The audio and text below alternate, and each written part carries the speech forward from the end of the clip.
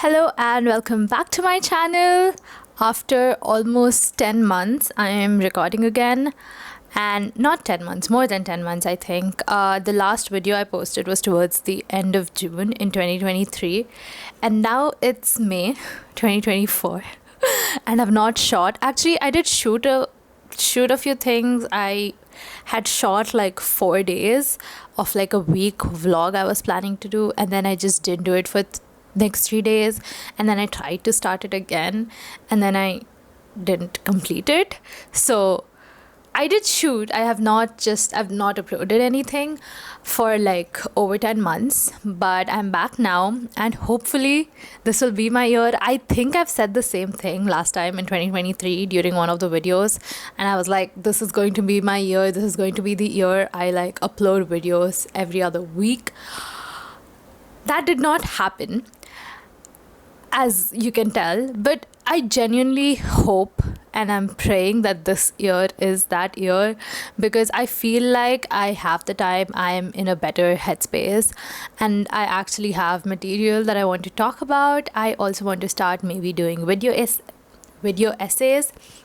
So, I am hyped up, and hopefully I don't like lose interest, which has happened before. It happens very often. I pick up hobbies, I let go of them within months, and thankfully Bookstagram and Booktube and like just YouTube videos in general have been something that I've been passionate about for like the last 3 years. So this is not something I'm just going to be like, out you go, I don't want to do any of this anymore. This is not going to be like that, but like getting the energy to do this and having that energy for a while is something that has not happened so far. There was like these 2 months where I did like put out like 4 videos or something, which was like I was very proud of myself, but that clearly does not happen very often. But I really want to like try doing that.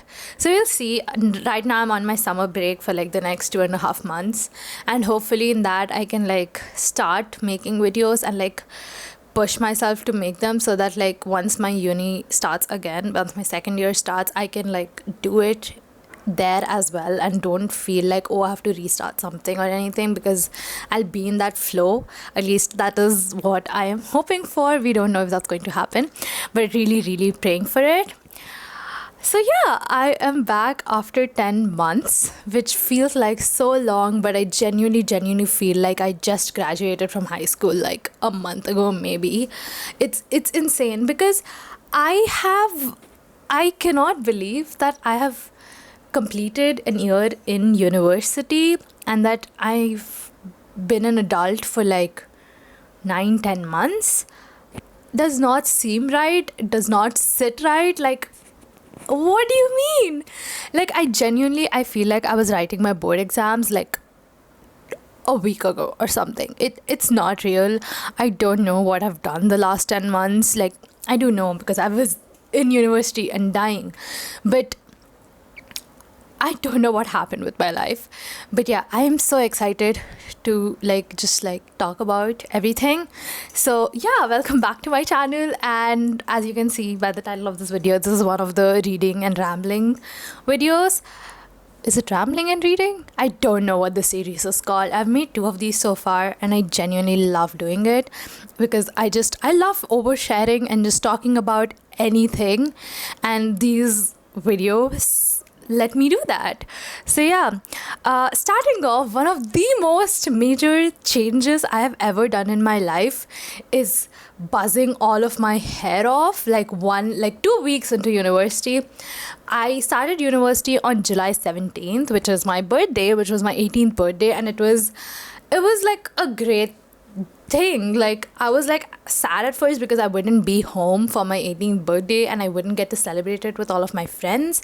But then I was in university on like the first day of university was my 18th birthday, and I genuinely felt like I was starting a new chapter of my life, and it felt so fulfilling. I loved that. And I think this time also for my 19th birthday, I'm just going to be in university. I feel like all of my birthdays will be while I'm in university, because like on campus, because I don't think like our academic year in my university starts like mid-July, and my birthday is like right there. So I don't think I'm going to be celebrating the next 3 birthdays home either. And that's nice. I feel like, celebrating it there. But yeah, and so my university started on July 17th, and on August 3rd, on August 3rd, I decided, you know what? I hate my hair, so I'm going to shave it all off. Technically, I don't hate my hair. I used to until like 2021, 2022-ish. But then like I started getting into like actually taking care of it instead of just straightening it every other day. So I kind of like started taking care of my hair, and like just doing the curly girl, what the fuck did I just say? The curly girl routine. And it actually like made my hair so much better, and it was like fluffy and nice, but it was still a lot to take care of. Like I had to spend like at least minimum 1.5 to 2 hours on the days I had to wash my hair, and that was a task. And it wasn't even like I can just like not do anything on the days I'm not washing my hair, because I still had to like either put in serum or like just do a lot of work to like make it look good.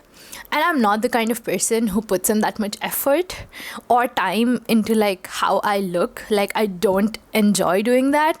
So it got a little bit frustrating. Like at first it was like, oh, this is a new thing, let me try it out. And like for the first few weeks I was like, okay, I'm putting in so much effort, but like it needs to heal, it needs to go back to like good hair, like thick and like strong hair. So I was like, I don't mind putting in this much effort. But then once university started, and I didn't really have that much time in the mornings, and I don't like taking bath like midday. Like if I'm home, yes, but like if I have classes and stuff, I would like to get all of my like bath, everything done in the morning. And so in the morning I didn't have time, and it just got very frustrating, and I got frustrated with my hair.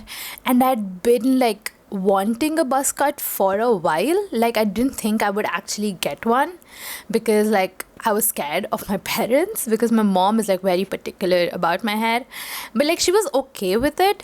But yeah, I didn't think I was actually going to get one. And then one of these like days in university, I was just talking to this one senior, and she was like, I have a razor if you want to like shave your hair off.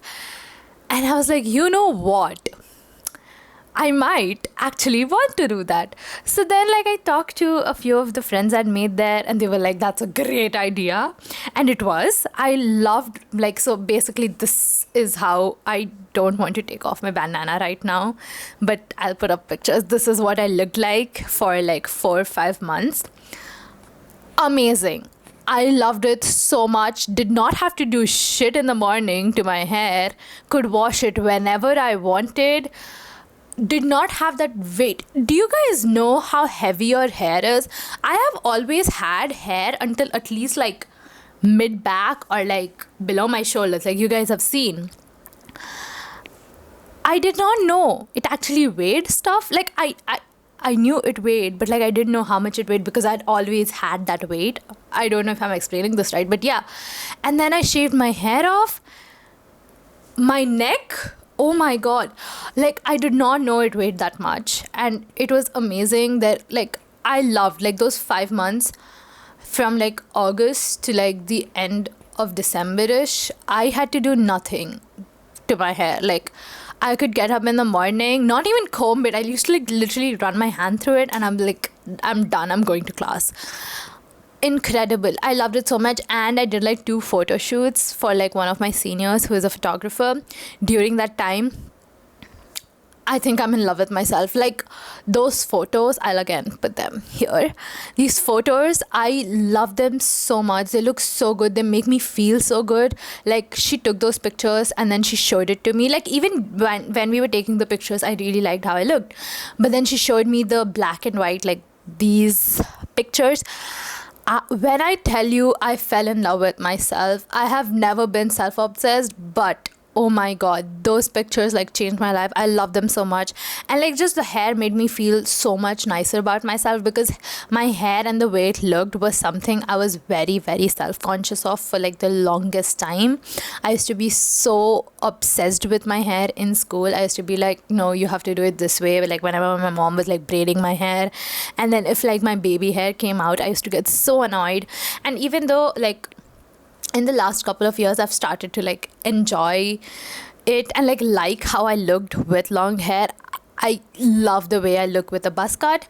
I'm growing it out right now, and it's in that stage where it's not a buzz cut anymore, obviously, but it's not really grown hair. I don't know. I don't like it at this point. I know within like a month or two I'm going to like it again, because my hair is very curly, but right now there is not enough hair for it to curl, but it's still trying to curl, so it looks weird. And like this hair on my side, like the side of my head, just tries to keep coming over my ear, and it's very, very irritating. So that's why the bandana is on. But yes, I don't know, like I fell in love with myself for those 5 months. I had a buzz cut. It was glorious. But yeah, I'm trying to grow it out again now. I will see if I enjoy it. My mom is like, you will look good with like really short hair, but like let it grow a little bit. So I'm going, like what I'm planning is to grow it again until like July, August-ish, and then see if that is something I would like to like keep at that length, or would I like to go back to a buzz cut and just keep a buzz cut for like a few years. I don't know, we will see. The thing is, I want to see how I look with a mullet. Like I've seen like a couple of like pictures on Pinterest of girls like mullets. I love it so much. They look so hot, and I just want to like see how I'd look in one. So we'll see. I feel like in a 1 month or two I can style it into a mullet and then see if I like it. So we will get back to that when that happens. But yeah, so I cut my hair. That was like the biggest like decision I've made in a while, other than like deciding where to go to university. But like yeah, and it was amazing. But other than that, my university was like kind of weird. Like academics wise, I'm slaying so hard. Like I have a 9.5 CGPA. Who is this girl? I love it. It's amazing. And I've always been good at academics. It wasn't like surprising or anything. So I'm like genuinely happy with, like I was actually expecting my grades to kind of tank in university. I don't know why. Like even in 11th and 12th, I did pretty well, like except for history, which is a fucked up subject, by the way. Except for that one subject, I actually did really, really well in all my other exams and stuff. So I don't know why I was expecting my university to go bad, but it did not. Like I got 1 B plus in a course which was about philosophy, and I felt like I did well in that course, but like whatever. But like other than that, I've just had all A's, and it's been amazing. And I actually really like the uni life, like living alone, not alone, like with a roommate, but like living on my own and not having somebody there all the time, which can get overwhelming sometimes for sure. Like there were nights when I genuinely just wanted to like hug my mom or like fight with my sister and bully her or something. But like it just made me feel more independent, and I've always liked being independent. The only problem that I had with uni is like making friends, because I don't see myself as an introvert right now. Like I definitely was an introvert like a few years ago.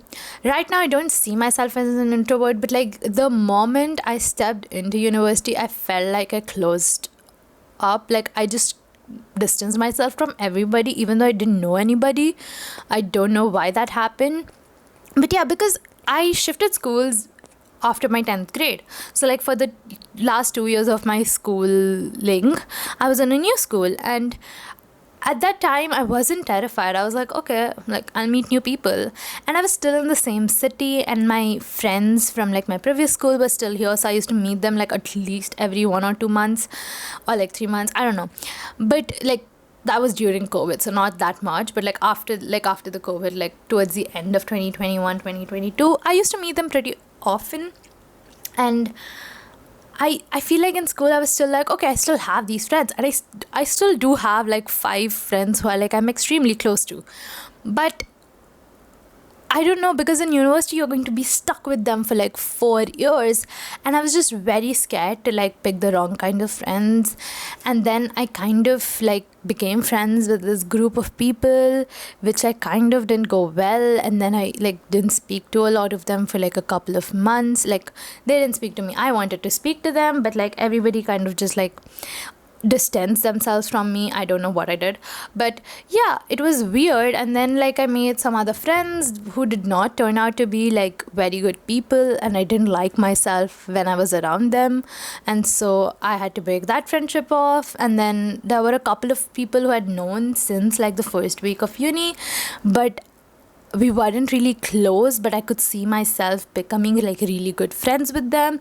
And so I was putting in effort, but they weren't, because like they already had like friend groups.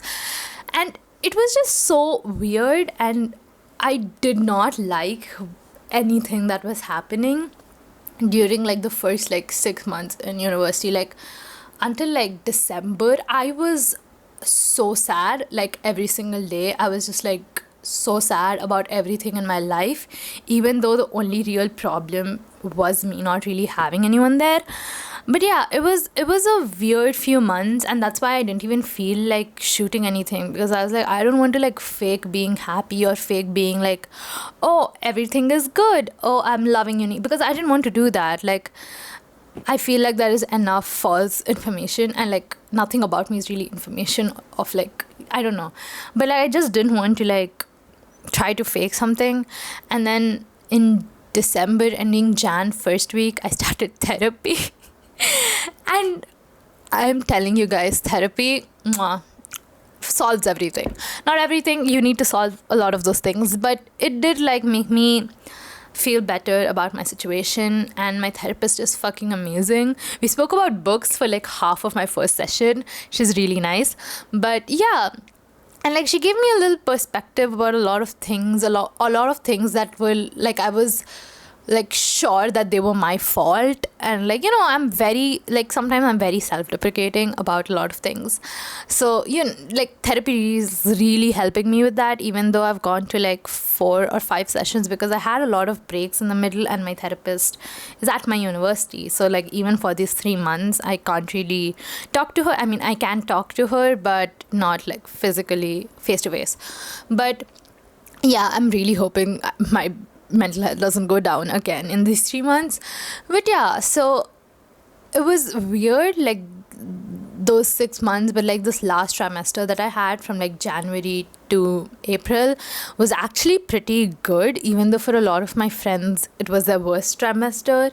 For me, academics wise, maybe we had this one course called data analytics, which I don't even know what I did in that course. Like, to be very honest, I did not listen to most of the classes. Like after a point, like the first like month, 6 weeks, I paid so much attention. I was answering in class. Good. After a point, she started teaching us probability. Like, no, we learned probability before also, but like, I don't remember. There was something she said, I think Poisson distribution or something, and I completely zoned out after that. And every time I tried to zone back in, I just got terrified of what the fuck was on the board. So I didn't even try after that. So like, for like a month or something, I was just in class doing the NYT crossword and Wordle and listening to absolutely nothing. And that course, it was just weird. Other than that, I had fun courses this trimester. But yeah, so this trimester was actually pretty good, and I got close to a lot of the people I genuinely really, really love, and they're amazing. And I've also gotten like more productive, and I feel like whenever I'm productive, I'm happier, which is a little like concerning. And my therapist and I were supposed to talk about this, but yeah, I feel like I'm getting more work, and I'm doing more work this trimester, had done this trimester. So I feel like, I'm not wasting away time. But yeah, so all of that was nice and is nice. And I've been on summer break since April 21st. Technically, my last assignment was due April 21st. I got back home on April 17th. So it's already been like half a month since I've been home. I actually went on a trip to like Amritsar and Himachal Pradesh there in India. And we went on a trip, and I was sick through most of the trip, but it was still a fun trip. I went with my family, and it was like a cold place. And honestly, in summers in Hyderabad, it is so fucking hot.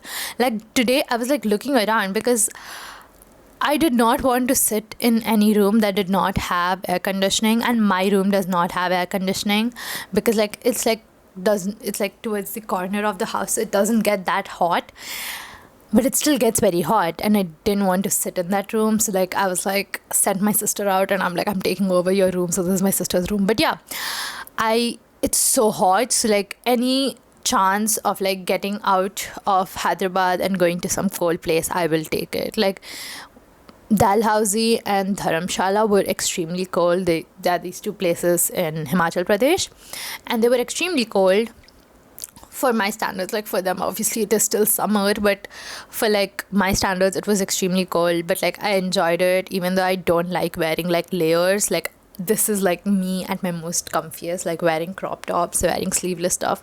I had to layer up there, which wasn't fun, but the cold was good.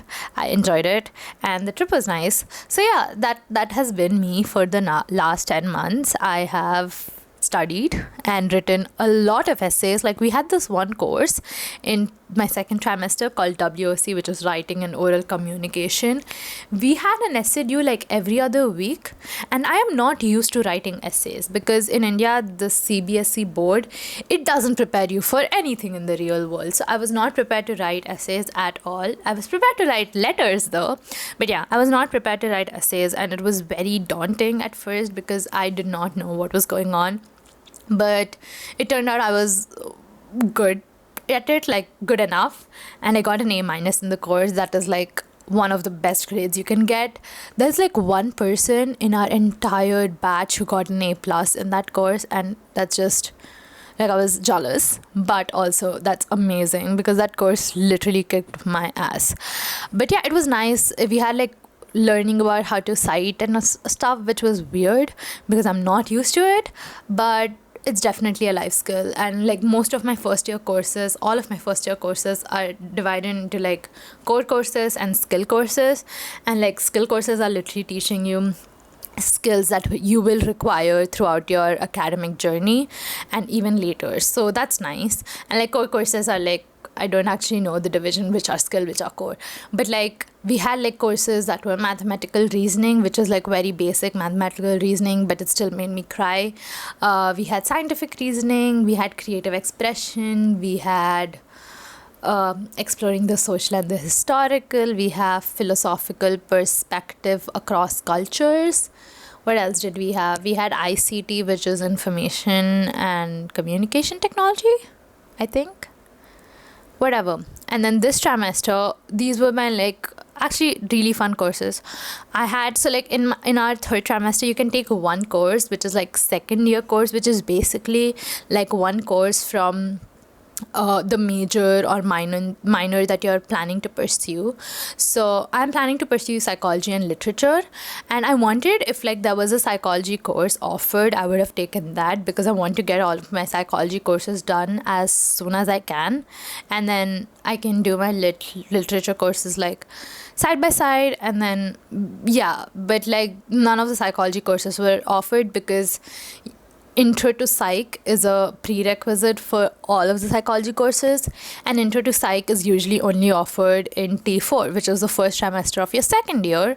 So like they could offer it this trimester, but like a lot of people who have not made up their mind whether they want to do psychology or not have time until T4. So they were like, we're just going to offer in T4 so that everybody who wants to take psychology can just take it at once, and we don't have like to like people from the same batch having taken it twice or whatever, I don't know.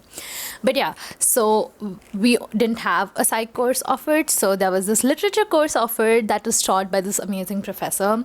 So we took that, like a lot of us, and that course was incredible. It's called literary movements, and like every year, like the professor picks one movement to focus on, and this year it was English romanticism. And oh my god, when I tell you, I was so excited when I heard about it, and right, like it paid off because it was so much fun and so interesting. And I'm not the kind of person who loves poetry. In fact, I was terrified of it at the beginning of the course because I've barely read any poetry in my life, and like trying to analyze and understand poetry is like one of the scariest things for me. I don't think I enjoy it. Like even now, after having done this course, which was so heavy with poetry, I am not as comfortable as I would like to be. I'm definitely more comfortable than I was before the course, but it's still very scary to me. But like over the course, we had like a lot of poetry because it's only like a 2.5, 3 month course. So the professor can't really tell us to read like long novels. So we had mainly poetry, we had 2 plays, and we had many essays on the romanticism, like as a movement. So we had like one by Coleridge, we had one by Wordsworth, the preface to lyrical ballads, we had one by Shelley, yeah, and then we had one by Jonathan Bates, which is the I really enjoyed. We had one by Berlin. We had 2 by Berlin, I think. We had like 2 lectures. But yeah, there were like a bunch of essays and like a bunch of poetry, which was amazing. I love the Wordsworth poems, they are so good. The Blake poems, oh my god. So like halfway through the course, we had to do this presentation. Like you could pick any of the authors, like which was prescribed to that week or like that class, and then you had to do a presentation on them. So it was like a pair assignment. So me and my partner, we chose Blake because we found his like entire thing very interesting, and my partner is a lit and arts major, and she really wanted to do like a little presentation on his paintings. So we chose Blake, and we mainly focused on his life and his artworks and how his poetry and artworks go hand in hand, and how he has done such beautiful artwork for a lot of other poets and writers who came before him. And then I focused on the poem London, because like so like we were primarily focusing on the songs of innocence and songs of experience. For those of you who are not like familiar with that, they are like these set of poems. Songs of Innocence focus on like this idealistic view of the world, and Songs of Experience are more realistic and raw and like gritty. And that like most of the poems in both of them have the same name. So like there's a chimney sweeper in Songs of Innocence, and there is a chimney sweeper in Songs of Experience, and they're kind of similar but like very different. It's like the same, what is it called? The same thing but like told very differently, and it's beautiful. Like if you're not familiar with Blake's work, I would definitely recommend starting with those like sets of poems. But London is one poem that is there in, I think, Songs of Experience, that does not have a corresponding poem in Songs of Innocence, and we found that very interesting. And I really like the poem London, like the way it's written, it's just beautiful. But yeah, there are like a lot of, I think there's one poem in Songs of Innocence that is called The Lamb, and then its corresponding poem in Songs of Experience is called The Tiger. And it's really well written, like all of his poems and Blake's work, and I just really love him. He's really cool. But yeah, so like we had a lot of poetry heavy course and essays. The essays, I it took me so long to get through each essay because it was very frustrating to me for I don't know what reason, but it was good. Like there was some essays that I really enjoyed, like especially Preface to Lyrical Ballads by Wordsworth was really well written, and I did one of my essays on that essay. So that was nice. But yeah, so that course was this trimester, and it genuinely changed the way I think about literature and what I expect from literature and what I want literature to mean to me. So it was I loved the course, genuinely changed my life. It was amazing.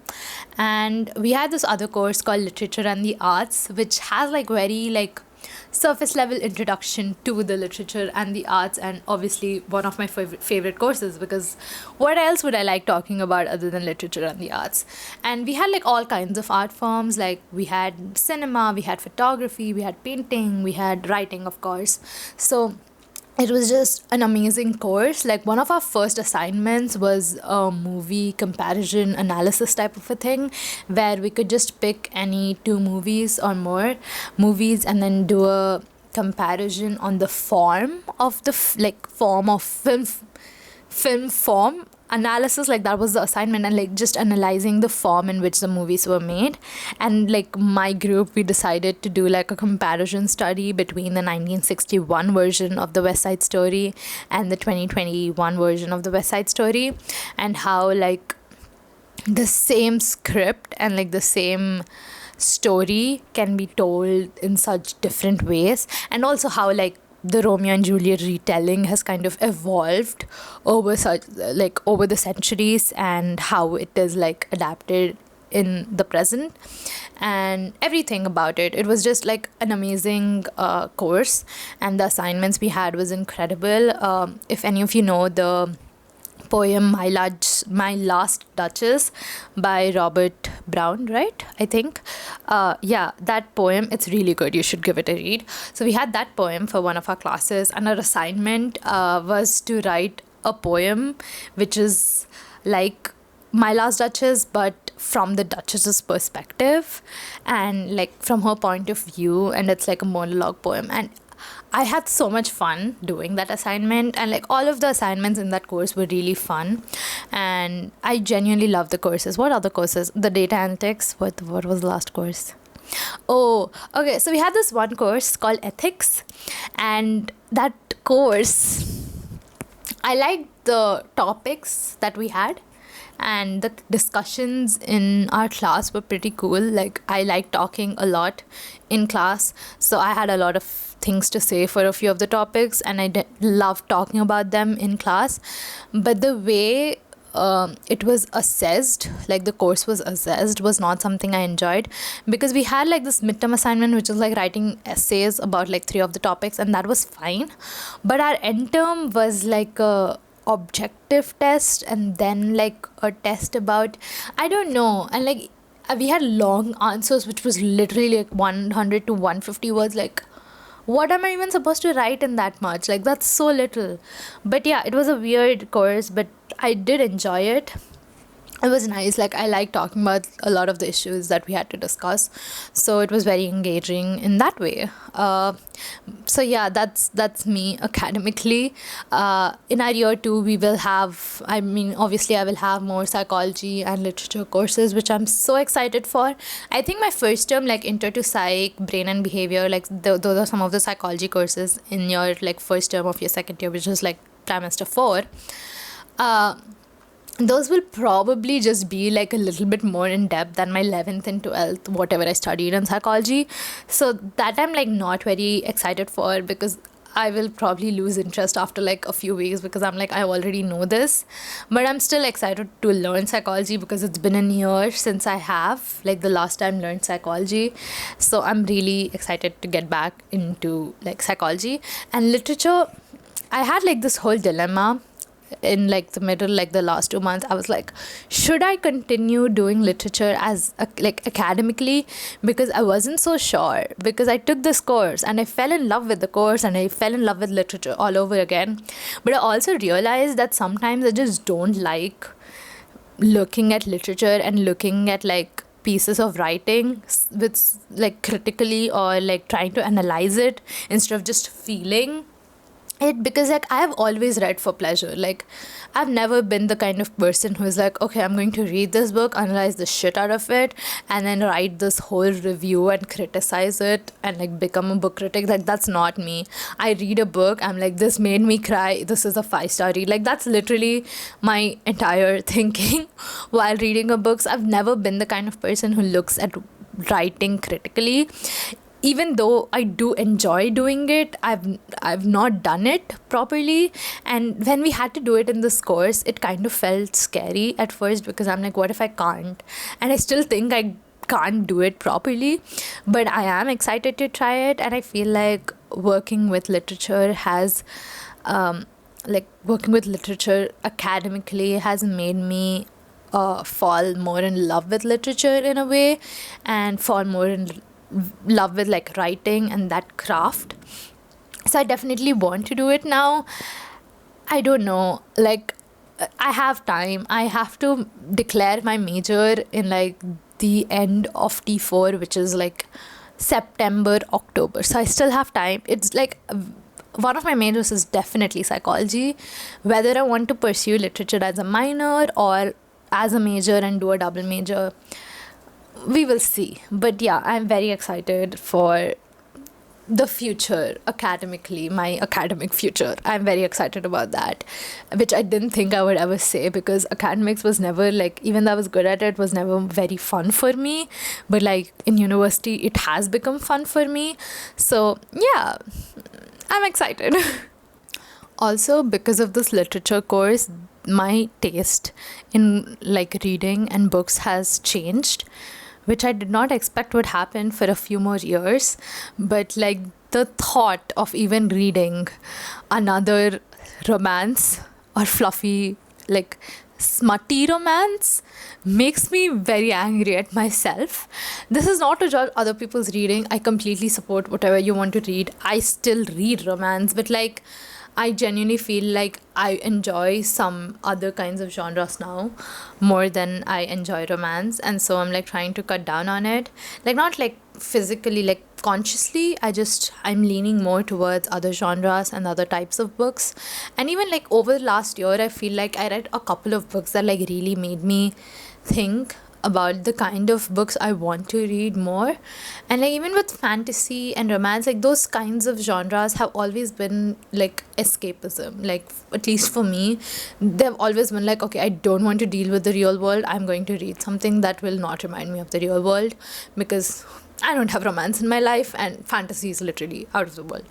But yeah, so I always like looked at like I always thought of like those genres like that, like escapism. And I feel like I would much rather read realistic fiction now than like escapism. And I've also for the longest time had something against classics. I don't know why I didn't like them, because I've never read a classic, so I don't know why I was judging them so hard. But like things that hurt people say about some of the classics, and like I did not think I would enjoy classics. But then classics should not be all grouped into a single category, because all of them are old, yes, but all of them are so different. Like you cannot compare like Pride and Prejudice to like 1984 to like Great Expectations or like Iliad or Odyssey. Like you can't compare those words. Like okay, you're classing like placing them in like the same category of classics, but like they're so different. And it took me like, I knew that, but it took me very long to like realize that I would enjoy some kinds of classics. And even though I've just started, and like the course was kind of my entry into that, because I read like these two plays that I fell in love with. If you guys know about Cenci by Percy Bysshe Shelley and Manfred by Byron, right? Yes. Both of them amazing plays, so well written. Cenci like genuinely had me like awestruck. I was like reading it overnight because like I had not done the reading beforehand. It's like the class was the next day and I was doing it the night before. Oh my god, it is so well written. The characters, the way they are written, and I never thought I would like a play that is written in verse. But this was actually so interesting and so much fun to read as well. The story is fucked up because it has to be fucked up. But the way it is written is so good, and I just really enjoyed reading it. I was like, okay, I will sleep after Act 3 and then wake up in the morning and read the two acts before class. I could not stop. It was so good. Like, I could not like move away, and it was really good. And like, it's like after reading that, I've realized that some of the old works are actually pretty good and I might actually like. So I've been trying to do that more. Like yesterday, I started Animal Farm because I went to the bookstore with my friend and we got a bunch of books. Because obviously, like, you leave me alone in a bookstore, I am coming out with a bag full of books. Yesterday, I didn't actually buy those many, I only bought three, and like all like pretty thin books, and like all of it was like below 700. So it's fine, and I was like happy. So that's all that matters. But yeah, I also read Thousand Splendid Suns recently, but like I'll get to that. So like my reading like taste has been changing a lot. So if you are here because of my romance recommendations or my fantasy recommendations, I am sorry to disappoint you, but I don't think you will be getting a lot of them anytime soon. Maybe recommendations, yes, but like reviews and stuff, not so much, because I don't plan on reading a lot of romance or fantasy in the next few months, because I like over the summer at least I really want to get through a lot of the books that I think I will enjoy and are very famous classics, or like contemporary books as well, that are like books that like literary fiction books that I was like scared to start. I'm really like excited to start them. So unfortunately, you might not get a lot of fantasy recommendations. Romance maybe, because there are a lot of queer books on my shelf and I really want to get through them. And what else is Pride Month there for? You should read queer all around, like all year round, and I do read queer all year round, but like it's there on my shelf. So I'll probably get to them in June, because might as well make it all about queer books in June. So yeah, I wanted to talk about the books I have read since I went to uni. And surprise, surprise, in the last 10 months, I have read 5 books. 5. That's it. I do not know what happened. And it's not even like each book took me very long. No, like, what was the first book I completed? Oh, the first book was a graphic novel one of my batchmates had given me. And it was really good. It is called The Many Deaths of Lila Starr by Ram V. And let me just check. 2 hours later. Yeah, so The Many Deaths of Lila Starr by Ram B and Felipe Andrade. Felipe Andrade is the illustrator and Ram B is the author, I think. But yeah, it was like a very short graphic novel and it was really good. I don't know why I stuttered, but it was really good. It's South Asian representation and it has like the concept of death and all of that told from like a South Asian perspective, which was very interesting to me because I've never seen that. Like for like in books and shows, it's always death, hell, heaven, God, whatever. But in this, it was like shown from a South Asian perspective with a lot of like Hindu rituals and like Hindu gods and stuff in the mix, which was very interesting to me because I've grown up with that kind of representation, but like never seen that on like in books or in TV. Like I've grown up with that from like in temples and going to temples and listening to these stories so many times, but like never seen that in books. So it was very interesting to me, and it's also like set in India, so that was really cool. But it's like primarily about the meaning of life and what it means to be immortal and how limited our time is, but how much time we do have left. It's really it's good, and the art style is amazing. There are like these alternative covers all like in between the book, like at least the copy that my friend gave me, and they were so gorgeous. Like I was mesmerized by that so fast. I was like, I don't care about the story. I mean, I did care about the story, but I was like, this art, like it was so beautiful. But yeah, that took me like 2 days, 3 days maximum. I don't actually remember. I did have the book with me for a really long time, like a month, I think, but I started and finished it in the span of like 3 to 4 days. I just didn't start it for a really long time after I was given the book. But yeah, that was like, I think, in August. And then throughout September and October, I was reading this. So this is My Dark Vanessa by Kate Elizabeth Russell. I did not want this cover. I wanted the auburn hair cover, but I did not get that cover. But like, this is also pretty. This book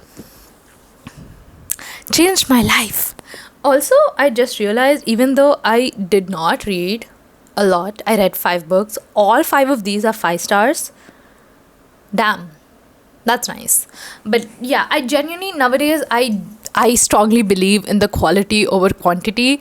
Like, I would much rather spend time with a book and like read it and enjoy it and cherish it and try to understand it, rather than get through like one book in a day, which I would still like to do for sure. I just have not had the motivation or time to do that, energy either. So yeah, My Dark Vanessa. This book, I don't know what it was. It took me, I mean, I do know it was a very hard book to get through, and very triggering.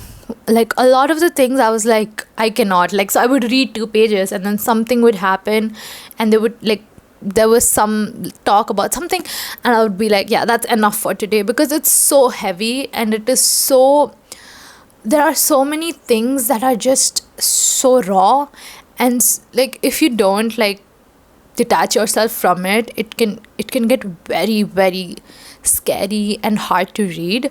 And that did happen like a bunch of times. So there were a lot of times that I didn't pick up the book for a week, because I was like, this week is just not the week where I can handle any more of like emotional stress. But that being said, this was a 5-star read. This was so well written. It talks about so many things, like related to abuse and adult minor relationships, but also just the power dynamics and everything. Like, I would definitely urge you, if you want to read this, to check out the trigger warnings. But this book, I don't know what it was. It was just so heavy and it was so scary. Like, at times I could not get myself to even go through like a chapter without feeling nauseous, which I've never had such bodily responses to reading. Like, I'm very good at separating myself from the book. Like, very good at doing that separation and distancing myself from any work, especially when I know the work is like emotionally heavy and can trigger me. But this book, oh my god, it does allow you to do that. Like, if you really want to read it but you think you would be triggered, I would suggest you go through it, like talk to somebody who's already read it, and like try to get an understanding of it. But yeah, this was very hard to get through. I don't think I'm ever going to like think back to this book without feeling nauseous and like repulsion. And it was very hard for me to rate this book, because to me it's always, like I said, if it made me cry, it's like a 4-star 5-star read, and like that's all I think about. But this book, like, at least all I used to think about. Now I'm becoming a critical book reader, and I don't know if I like that. But with this book, it was very hard because the story is horrible. Like, not horrible in the way like, oh, the book is horrible in the themes, and horrible in what happens to the characters, horrible in the sense that it's just so disgusting. But the writing fucking beautiful. Like, I'm telling you, if this was written by anybody other than Kate Elizabeth Russell, I would have hated the book. But I ended up loving the book. Like, it was one of the best books I've ever read. One of the best book I read in 2023. Primarily, it talks about adult minor relationship, and it has time jumps. So like, not time jumps per se, like, yeah, time jumps. Like, there are two periods or whatever happening. One is when our main character is, what was her name, Vanessa. One is when Vanessa is in high school. She's, I think, 15, and she is falling in love with her English professor. And then the other time is, I think, like 16, 17 years later. She is in her early 30s, and the professor she was in a relationship with, he has some accusations against him. One of the female students has accused him of something, and that same student, who is now also like in her 20s, is trying to reach out to Vanessa to testify against him as well, because she knew about their relationship. And it's just a very complex narrative. Vanessa is a very complex character. There were times when I hated her so much. I was so angry with her. I was so pissed off at what she was saying, the way she was treating the other girl who had accused the professor. I think her name was Taylor. And there were there were these scenes where I was like, I can never support a person like Vanessa. But then there are also scenes where you understand her so much, and you feel for her so deeply. And once you start understanding what she went through and what it actually feels like, I feel like I've read a couple of stories that were from the perspective of a person who had been abused or had been in a abusive relationship, or even abuse from their parents. But the way I've never been able to relate to them, but the way this made me feel for Vanessa, the way it made me want to just take away everything from her, and just sometimes there were these places where I wanted to shake her and be like, do you not understand what is happening? But then there were also scenes where I was like, oh my god, she's doing the best she can. So definitely a very complex story, very complex characters, and you really need to spend time. This is definitely not a book you can get through in one sitting. You really need to spend time with the characters. And I still some days I will be thinking about something, and the story will just come back to me and make me want to cry and bang my head on a wall. But it is very well written. So if you do want to understand abuse and the psychologically also, this book is very a good book if you want to understand the psychology behind it, and the kind the thinking. I don't know how to explain it, but yes, this was incredible. I don't even know if I want to recommend it, but I love the book. And next, this was released. Wow, the change. Anyway, actually no, this is not, this I read in 2024. Okay, this is another book that I read in 2023. Chalice of the Gods. This is the 6th book in the Percy Jackson story series. I don't remember when it was released. Sometime last year. I don't remember when. But I read it in December-ish. I think I completed it towards the end of December. And obviously amazing, beautiful, show-stopping, incredible, whatever. I love Percy Jackson. Any book in the PJO universe is an instant, I need to read this, I need to know everything about this, because I miss these characters so much. And if you remember, last year I was doing a reread of all of the Percy Jackson books. I completed all of the 5 PJO books. I had started all of the Heroes of Olympus books. I think I'd completed Mark of Athena, or I'd started Mark of Athena, and then uni started, and then I just gave up. But yeah, I read this, loved it, missed them so much. It healed me, especially after My Dark Vanessa. This healed me. It was so well written. obviously because Rick Riordan. And yeah, like just seeing all of my babies grown up and like going off to university, and especially when I was just starting university, it was so nice. I really enjoyed that. It was like a nice like refresher. Um, and I just love Percy and Annabeth so much, and you get so many cute scenes between them, and especially between the three of them, Percy, Annabeth, and Grover, because I hadn't gotten that for so long. Oh, I completed this right before the show came out, so I loved it so much. Like the timing could not have been more perfect. So that was nice. But yeah. Next we have Heartstopper Volume 5. When was this released? I genuinely do not remember. I read it in January or like later maybe. I read it like 2 weeks into when it was released. I think. I'm not sure. But whatever, who cares? Cute, amazing, beautiful.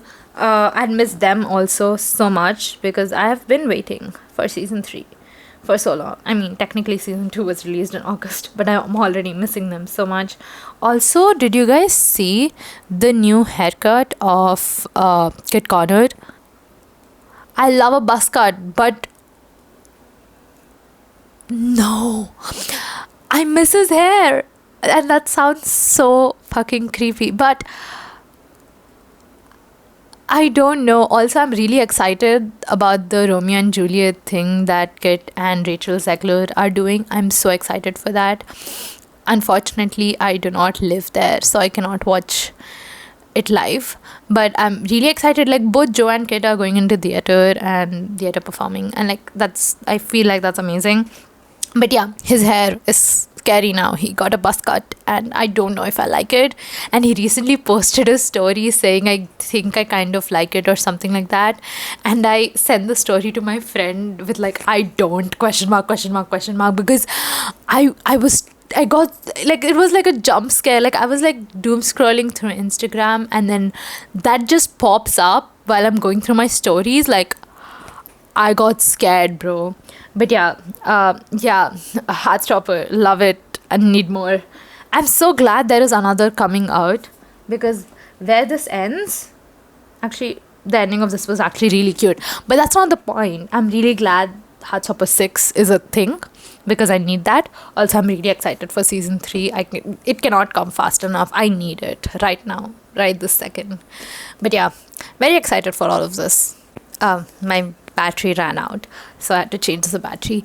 Every time my battery runs out while I'm shooting, I realize how much I talk and yap. And the thing is, in real life, I don't talk this much. At least I think I don't. I hope I don't, because otherwise my friends would hate me. But yeah, I see a camera and then just nonsense starts spewing out of me like a waterfall or something. But that's not the point. I need to complete this video because I know it's already too long. But yeah, after that I read one of the best books I've ever read in my life. The thing is, I am the club representative of the literary arts club in my university, and we started a book club. Technically there was always supposed to be a book club, but then I think like a year ago or something they just stopped. So we restarted that because it's there in the charter, so it should be there. Like book club is mentioned in the charter, but then there was no book club when we joined the club at the beginning of year, like in August.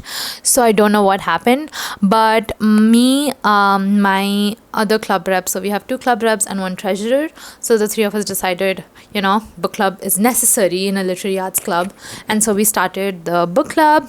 And I love it so much. Like we have only done 2 cycles, and technically we didn't have a meeting for the second cycle because everybody was very busy with the exams.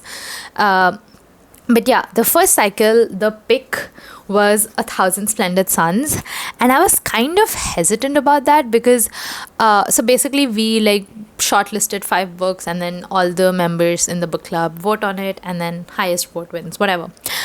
I was kind of scared to start this because it has been on my sister's shelf for the longest time. She got like a box of 1,000 Splendid Suns, Kite Runner, and 1,000, what is Mountains Echo? the other book. I'm not sure, I'm sorry. But like the other book by Khalid Hosseini, and she had gotten like a box set of it back like in 2020 or 2019, and it had been on her shelf for the longest time. And when the book got picked, I was like, I'm not going to buy it. So I was going to come home in a week or something anyways, so I was like, I'm just going to take it from my sister. And I did, and my dad was like, you're going to sob, because they know that I'm like, I cry very easily, especially in like books. Anything happens and you can find me sobbing. And I was like scared, and the way people were like, it's going to traumatize you, and it did. And I was horrified, terrified for so much of it. But this is such a good book. It's so well written. Khalid Hosseini is an amazing author. The story is so raw, so powerful. The characters like Laila and Mariam, oh my god, so well crafted, and their relationship is just so beautifully written. Highly recommend this book. It's been out for ages, so if you've not read it, please do read it. It's such an essential book to read, so important. It's just beautiful. It's so well written. And yeah, that was my I think I completed it in February or like ending of January. And since then, I started 3 books, have not completed a single one. Don't know what I'm doing with my life. To be fair, I had a lot of work this trimester. I had a lot of reading for my literature course, so didn't really have time to read other stuff. I did read like one short story that I really enjoyed. It was not like part of the course material, but it was recommended in class, so I count it as part of the course material. But if you guys have not heard of the short story by Edgar Allan Poe called The Fall of the House of Usher, it's very short. It's like 12 pages, I think. And then yeah, I read that, and that's all I have read. I started On Earth We Are Be Free Gorgeous in March or February ending. Read like 50 pages, and then I don't know why I stopped. I should not have stopped, but I stopped for like a week because there was a lot of stuff that week, and then I didn't get back to it. Because if I stop a book, it's very hard for me to get back to it, even though I loved the 50 pages that I read. It was so beautiful, so well written. Sorry, so well written. Ocean Vuong is an amazing author. I am so excited to read more of his work, especially his poems. I've heard great things about the poems, but yeah, I need to get back to it. And then the second cycle of the book club, the book pick for that second cycle was A Norwegian Word by Haruki Murakami. If you have been reading even for like an year, you know who that man is. I was so terrified because I've not heard the best things about the portrayal of women in his books, and I was very scared. And also, like, he's such a well-known author, and I'm always scared to pick up books by well-known authors because I'm very scared I will not like them. And yeah, so I was really scared to start it, but I did start it. I got through 2 chapters, and I cannot get past it. I have tried to restart so many times in the last 2 months. It is not happening, and I don't know what to do. And then one of my friends recently, she has been with me for the last 4-5 months. I have been trying to get through Norwegian Wood in front of her. She did not tell me anything that time. And then day before yesterday, she just goes, you should not read Norwegian Wood if you've not read Kafka on the Shore, because if you want to get through Norwegian Wood, like, Kafka on the Shore is a better start to Murakami. So now I have to start Kafka on the Shore. I love that friend, but she should have told me sooner, bro. I have been trying to get through Norwegian Wood for so long, and I just feel so dead now. Like, every time I look at that book and I'm like, like, literally that sigh every single time I look at that book, and it's on my, like, it's right there and I can see it right now, and I'm just like staring at it. But I love the cover. It's so red, it's beautiful. But right now I'm reading Animal Farm. I don't think it is here, I think it's in my room, but I started Animal Farm because I got it yesterday. As I said, I've gotten through like 50 pages in one sitting, and then I was supposed to complete it last night because it's so tiny. It's like literally this much, and the copy I have is like 80 pages or something, so I'm like halfway through. And again, George Orwell, Beautiful writing, so well written. The metaphors, the way the idea is translated, even though it's so like, imagine pigs talking and imagine pigs writing on a wall with paint. Like, I could imagine it so well. That's like amazing writing, but also the way that is compared to like our society. And even though this was written back in like mid 1900s or like 1930s, if I'm not wrong, it is still so prevalent even a century later. And like, it makes so much sense. Like, you don't even have to like know that it is like a satirical and like a commentary on society. You don't have to know that. You start reading and you're like, oh my fucking god, this is our world. And that's literally what is happening right now, and I'm so excited to complete it, because I feel like if I finally complete a book, I can like get back to reading properly. Because I've like been trying to. I started Ballad of Song. That is what was the problem, right? I forgot about that fucking book. I started Ballad of Songbirds and Snakes because I wanted to watch the movie, because everybody was talking about the movie and Rachel Zegler is so beautiful, and I really really wanted to watch the movie. And I'm not the kind of person who will watch something without reading. At least not most of the time. If it's something like romance or something, I usually just watch the movie, because I'm like, I don't have that energy. But for this, I really wanted to, because Hunger Games was a huge part of my like teenage years. Like in 7th 8th grade, I was obsessed with Hunger Games, both the books and the movies. That is like, those movies are one of the best adaptations I've seen, of like book to screen adaptations, and I was really excited for this also. I've had the book for a while, since it came out back like a couple of years ago. I've had it since then. I was just like not in the mood to read it, and once the movie came out, I was like, I have to read it now because I want to watch the movie. So I started and I got through half of it, and then everything that was happening just made me so unbelievably angry and frustrated. And Snow's character is just a fucking bitch boy. I hate him. Like, I get it. Every time I read from his perspective,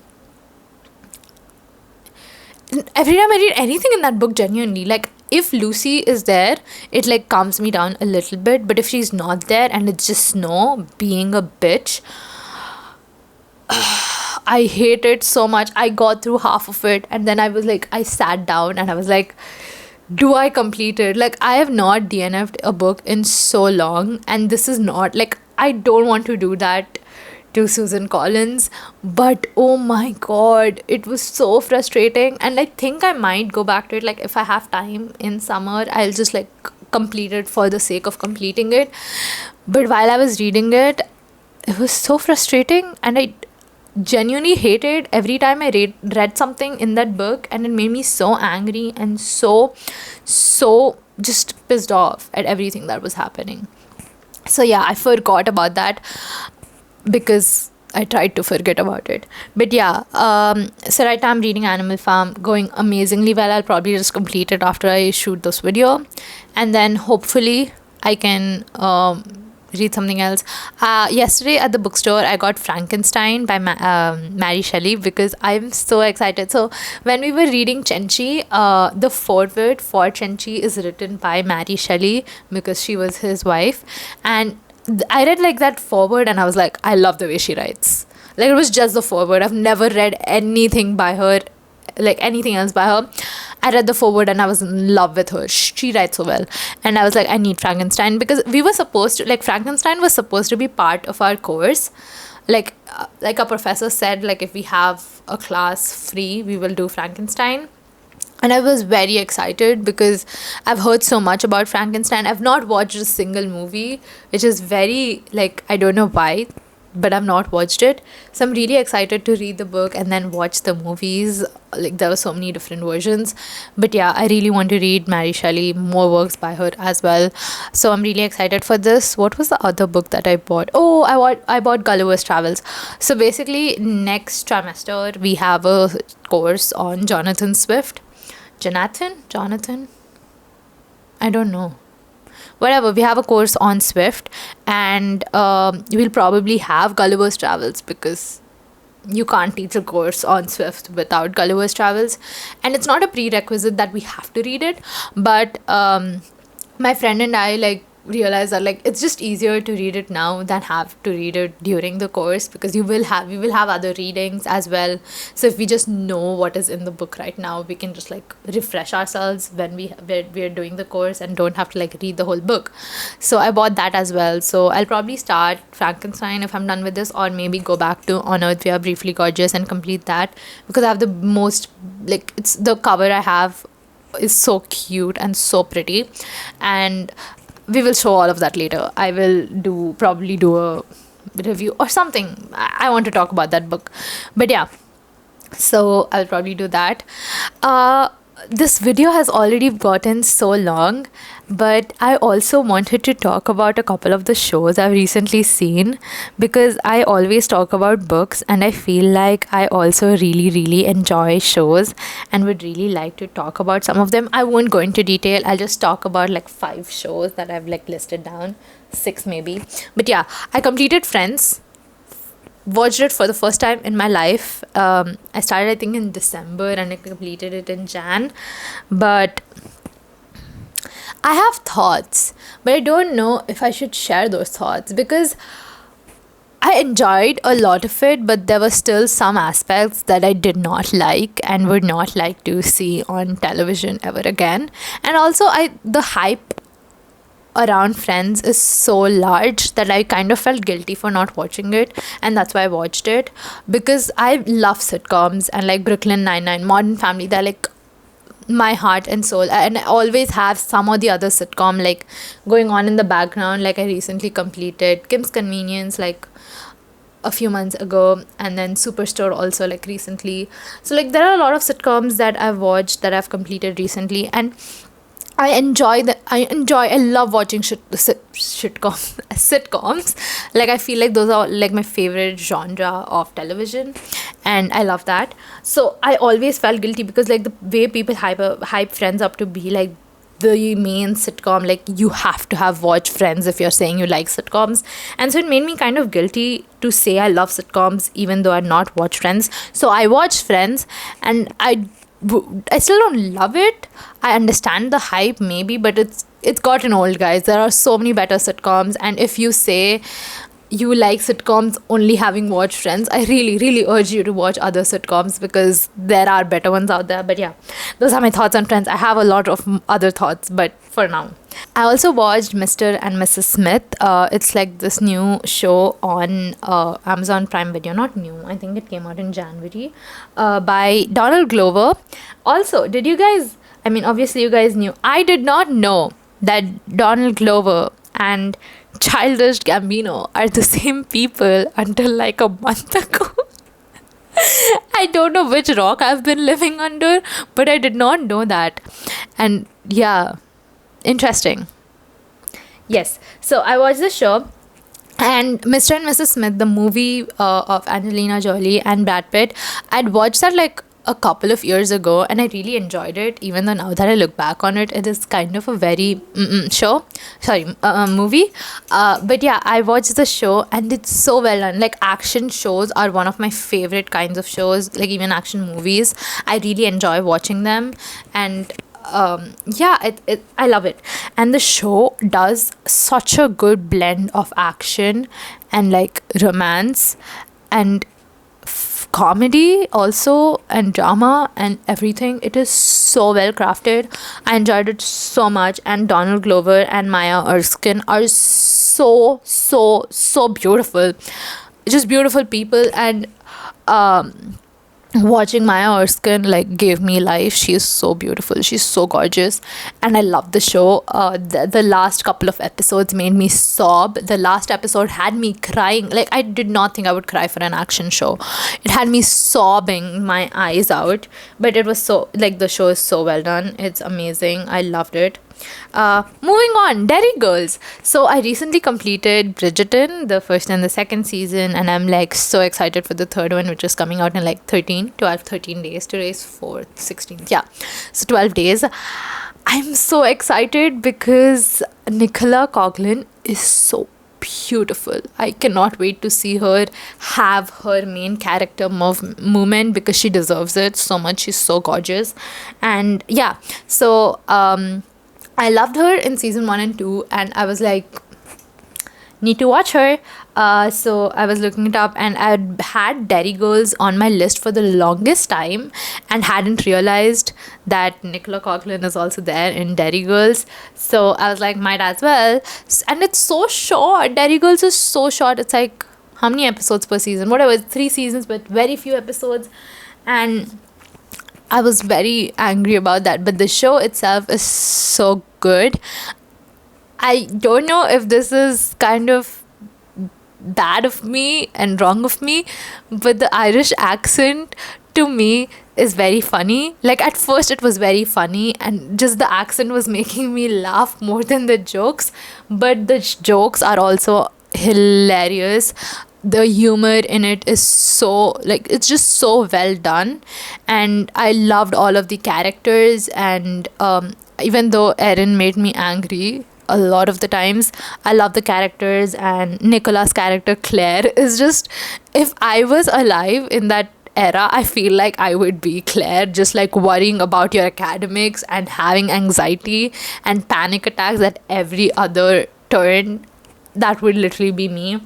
But yeah, also queer representation, seeing her be a lesbian, beautiful. I feel like I would have enjoyed more like a relationship, if she was in a relationship, but like, you don't need to have a relationship to just be queer. So I loved it. It was a really good show. I wish there were more episodes. I wish there was another season, more seasons, I don't know. Also, Nicola Coughlan being 37 and looking that good should be a crime. Like, she looks so young. I genuinely, when I was watching Bridgerton, I was like, okay, maybe like 27, 28, maybe. That was still my like maximum. And then I watched Derry Girls, and I was like, this was like recently as well, and she looks so young. She looks like a high schooler. She looks like a teenager. And then I looked up her age, and she is 37. How? But yeah, she's gorgeous. I love her. So yes, I was telling you about the fall of the House of Usher. That is a short story by Edgar Allan Poe. What am I saying? Edgar Allan Poe. And it's so beautiful. You should read it. Very short, 12 pages. You'll get through it in like in half an hour. But yeah, I read that, and I read that because for our literature course, our end term assignments were presentations on how romanticism has influenced and like dripped into other future movements. And my partner and I did it on Dadaism, and it was hilarious. I found like the whole research and like working on it was so much fun for me, because Dadaism is the most bizarre and nonsensical movement to have ever happened, and it's beautiful to read about. So if you don't know what Dadaism is, I would like highly suggest you read up on it. But yeah, so we did it on that. But one of my close friends, both of them, like their pair, they did it on Gothic, like the Gothic era. American Gothic era, I think, and they focused primarily on Edgar Allan Poe, because you can't say Edgar Allan Poe, or you can't talk about Gothic without Edgar Allan Poe. So they focused on Edgar Allan Poe, and they focused on the story, The Fall of the House of Usher, because they also wanted to talk about how even after the Gothic era has passed, the Gothic movement has passed, you can still see, like, I don't know what I'm saying. What they wanted to focus on is how the show recently got made, and the show is one of like the best Gothic shows out there, so watch it. And so like they were talking about all of that, and I got really intrigued because I'd heard of the Fall of the House of Usher when it came on Netflix, but I'd also forgotten about it. And I had always wanted to start watching Mike Flanagan shows. Like Hill House has been on my watch list for like the longest time. I don't know when I added it, but it's been on my watch list for so long. So I was like, this is a good start. So I read the story because, as I said, you do not watch without reading. So I read the story and then I was like, let's start. So like I completed the story and started the show. Beautiful. One of the best shows I've ever watched. It's so well done. The horror aspect, it does not have a lot of jump scares. It's just the entire story is just so horrific. It's amazing. And the thing is, they obviously, you can't make a short story into an 8 episode series. So the entire series is like they added stuff to it. So in the Fall of the House of Usher, the story, the short story by Poe, in that basically there are like these two siblings who are dying, and when they die, the house falls apart with them. That's the premise. In the show, what they did is that they gave another generation. So Roderick Usher, who is the brother, he has like 6 children, and then there is his sister, who is Madeline Usher, and they like over the decades have like made this huge pharmaceutical company, like heads of this huge pharmaceutical company. And over the entire season, the House of Usher is just falling apart. People are dying left and right, and it's so well done. Like, I understand the hype with Mike Flanagan now. It's so well done. I love the show so much. The last episode is, oh my god, so beautiful. And the way it was directed, the entire show, the way it's directed is amazing. The acting is amazing. And one of my friends, like when I had just started, we were talking about the cast, and she's like, like a lot of them are there in almost all of like Mike Flanagan's works. And after that, so like I recently also watched Hill House, like after I was done with Usher, and they act like so differently, and like that, I get that is acting, but the acting in Usher is beautiful. It's so well done. And just the entire story, the concept also, like, so basically they took the Fall of the House of Usher short story and expanded on it, but also like worked in a lot of other works by Edgar Allan Poe. And I didn't read all of them, even though I want to, but the last episode is called The Raven, and I don't want to spoil anything, so I'm not going to say anything. But the poem by Edgar Allan Poe, I read the poem after I was done with the show, The Raven. It's beautiful. I love it so much. And Edgar Allan Poe is just, why do I keep saying Poe? What is wrong with me? Edgar Allan Poe, he just writes so well, and I am so excited to like read more of his work. And if there are more adaptations of any of his work, that would be like amazing for me. So yeah, if you want to like watch the show and you've been meaning to watch the show, I would like suggest you read the short story also, because it just adds like that nice aspect to it. You can watch the show without reading the short story. It's like the same thing. But you can read the short story. It's fun, like reading and then like watching something and then realizing the similarities, the differences, how it connects, everything. I love doing that. Like, I was so angry with myself because I could not read Dune. Like, I didn't even try, but like I was scared of the size of it. And then I watched Dune 1 and Dune 2 and fell in love with it so much. And I'm so pissed off at myself that I didn't make an effort to read the books before the movies. But yeah, after that I watched Hill House, which I recently like completed like 3 days ago. Again, amazing. I've always loved horror, but I don't know why I never watch horror shows. Like, for shows, I've always been like, okay, sitcoms and like comedy and like action. Like, I don't even watch those many like romance shows, because I'm like, I cannot watch such long bullshit. But yeah, I've never watched horror before, like in shows. I love horror movies. Lights Out is like my favorite horror movie. It's so well done. But I've never watched horror shows, and I was like kind of scared. Even before House of Usher, I was like, I'm going to get scared. But Fall of the House of Usher is kind of very tame compared to Hill House. Hill House, there are so many things happening, and I was very confused for a while, but it clears up, and it's a very, very well made show. And Mike Flanagan is amazing. Again, very similar cast. Like, some of the main characters are like new cast and they weren't in Usher, but a lot of them were, and beautiful. Their acting is just amazing, and also they are all so good looking. Beautiful. Okay, the last thing, and then I'll end this video. This is me right now, just like advertising, but like this is not sponsored. This is just me being very enthusiastic about this show. So I recently just completed binge watching Dead by Detectives. Neil Gaiman, I love you. I watched Sandman last year. I did not complete it. I don't know. I just stop in the middle and then I forget about it. Need to complete that as well. But Neil Gaiman is just, oh my god, I love the show so much. Dead by Detectives is so beautiful. I love them. Also, I am in love with Charles's character and in love with the actor, like Jaden Reverie. If you watch this, I love you. Your laugh is so cute. It's just amazing. I love the show so much. I was watching it with my sister. If it was just me, I would have binged that shit out in a day because it was it was so good. But we like watch it over 3.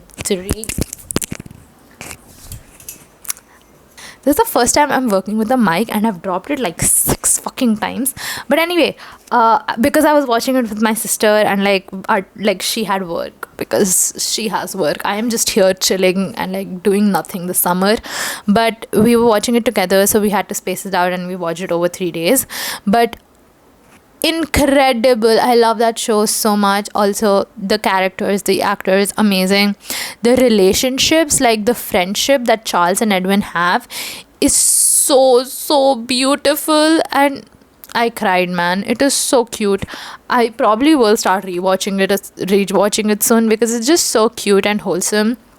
And even like the horror aspects of it are really interesting and fun, and the concept is very intriguing. Like, I read it. Okay, I'll be very honest. When I saw what like the show ka premise was, and I did not know it was based on like Neil Gaiman's book and like was related to the Sandman collection, I read the, I think, synopsis of the show, or like I watched the trailer or something, and I was like, this sounds like a Lockwood and Co knockoff. Like it did. Like, I don't know why I saw the trailer and this I was like, this is Lockwood and Co. And I was very angry at first because I love Lockwood and Co. and they cancelled the show. I mean, it's not confirmed whether they cancelled it, at least I'm not sure, but it was not really renewed, so hasn't been renewed so far for a season 2, so probably was cancelled. And I was so angry because it's such a good show. So if you've not watched Lockwood and Co, watch that as well. But I was like, this sounds like a Lockwood and Co repeat or whatever, and then I realized it's by Neil Gaiman and is based on the comic book series. And then I watched it and it is incredible. It's so beautiful. Both George and Jaden act so well as Charles and Edwin. And also I was watching like a couple of interviews of them and they are so cute. Like even their friendship is really wholesome. Also, like Cassius as Crystal, beautiful. Her character is very intriguing because she does not know a lot about herself because something fucked up happened with her memories, so we don't really know anything much about her either. But she's a really cool character, and my favorite character, Nico. So like, whatever, I don't want to spoil it, but like, it's a really good show and you should definitely watch it. And even if at this point I'm like, just watch it so that it does not get cancelled, because if this gets cancelled, I swear to God, I will do something to Netflix. Like, no, I need this in my life. Also, the cast is just really cute. Their interviews are so much fun. I was watching one like this morning. Started my day with an interview by them. But yeah, no, actually I started my day by going swimming and almost killing myself because listen guys, I have been swimming for like at least the last 14 years because my sister is a national level swimmer and she has been swimming like since she was 3 years old. So even I started swimming like when I was 4 or 5 years old. So I've been swimming for a really long fucking time, and I just have never learned how to flip in the water, like when you reach the wall and you have to turn and go back. I just never learned that. I don't know why. I don't know how, because I even took swimming classes for like when I was young. Maybe I learned it then and then I forgot because it's been a while since I've swam like properly. And then my sister is like taking classes in our community right now. So I also went today after a while, and she was teaching me how to do it, and I went underwater and my legs were above water and I was not able to breathe. I almost died, guys. There was so much water inside my head at one point. I don't know what I was doing today, but it was fun. I was in the water for almost an hour, and I had to come back home because my dad had to go to the office, and then I don't know, but I had to come back home jaldi. But next time, I don't know why I said jaldi. Jaldi is basically fast in Hindi. I don't know where that came from, but yeah.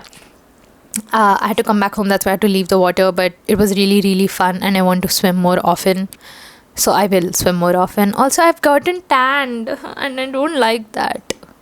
Where my university is, it's like so hot and it's so sunny. So there I like put so much sunscreen on my entire body.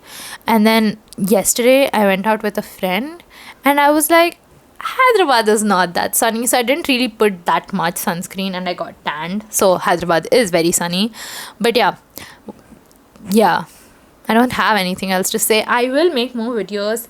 I have like a couple really fun ones planned, and also I'm doing this buddy reading thing with my friend next week for the reappearance of Rachel Price, which is a new book by Holly Jackson, and I'm so excited. I love mystery and like thriller books, and Holly Jackson does it so well. Amazing. But yeah, one of my friends who loves A Good Girl's Guide to Murder, because I recommended it and she read it and now she loves it. So like, you're welcome. But so we are doing a buddy read of it next week, I think. And after that, I would want to do some kind of like video on the Holly Jackson, all of the books by Holly Jackson. So yeah, like I have a few things planned, but for now, bye bye. I will see you in the next video, which will come sooner than my other videos usually do. And hope you like this video. If you want to follow me on my Instagram, my bookish account is called Trish the Bookist and Bookish, and my personal account is Tired Trish, so you can follow that and like the video if you enjoyed it, and subscribe to my channel if you like hearing me spew nonsense.